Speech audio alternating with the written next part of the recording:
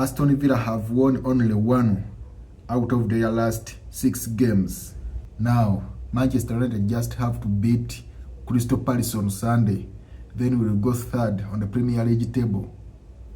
We have more goal difference than Aston Villa. They have 9, we have 11.